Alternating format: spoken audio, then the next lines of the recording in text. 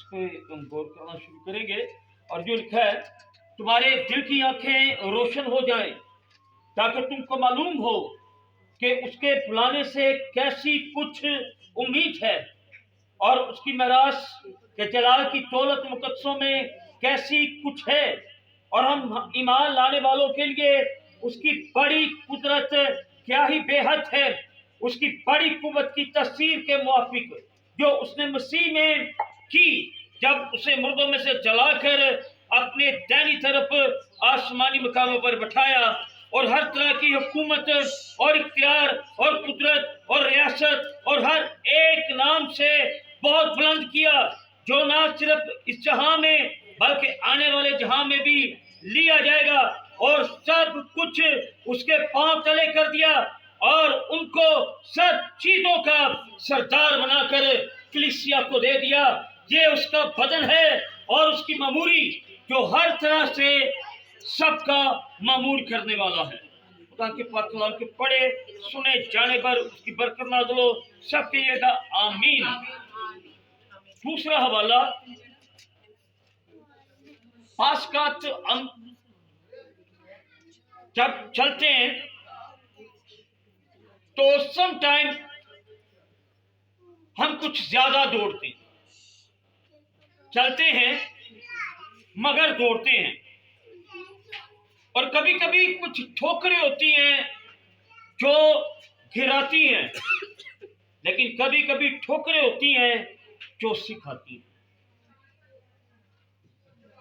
अगर आप फर्ज करते हो कि सूरज की तरह चमको, दोहरा रहा हूं उस पिटिशन को दोबारा, अगर आप फर्ज करते हो कि सूरज की तरह चमकूं तो पहले सूरज की तरह चलना सीखो।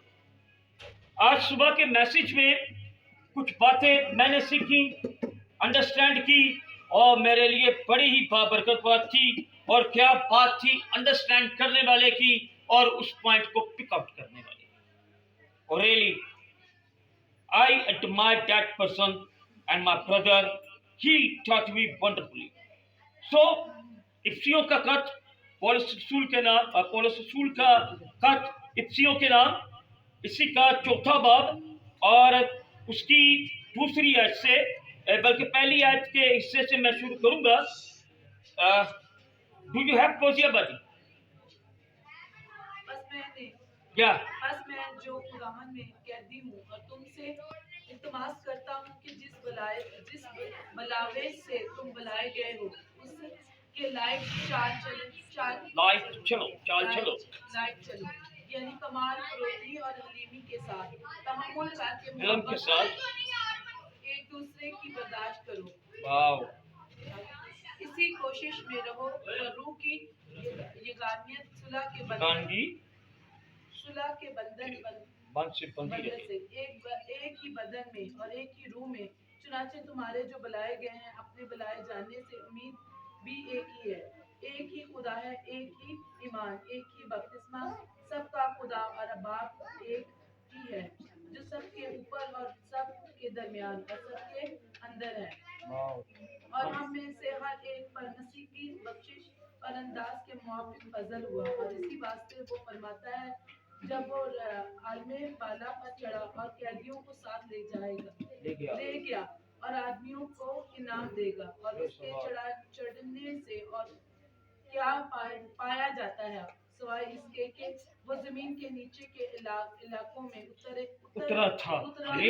उतरा भी था, और ये उतरने वाला वही है जो सब आसमानों से भी ऊपर चढ़ा है ताकि सब चीजों को मामूर करे। और आमीन आमीन। Praise the Lord. खुदा यीशु के जिंदा पाक जलाली नाम में खुदा ने जो कलाम बख्शा है उसको सब ने जिन्होंने सुना है सब मिलकर कहिएगा आमीन।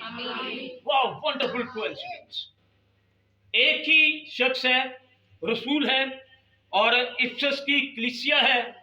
और अगर आप एड्रेस को देखो तो ये बड़ा खूबसूरत नज़ारा है, प्लेस है। और आज का मॉडर्न सिटी जो है वो इस्तांबुल के कई आसपास है, इफिसस, और उसको दोबारा फिर भी हम चेक कर लेंगे। लेकिन मैं जो बात करना चाह रहा हूँ, पौलुस रसूल ने यह खत जब लिखा तो वो कैदी था। कहते जो कैदी हैं, लेकिन कैद में लिखते हुए वो कुछ और बातें भी करता है पहले पैसेज में, पहले हिस्से में, कि वो क्या है। और वो खूबसूरत बात है जिसमें वो खुदा के जलाल की बात करते हैं, जिसमें वो खुदा की कुदरत की बात करते हैं, जिसमें वो खुदा की हशमत की बात करते हैं, उसकी असमत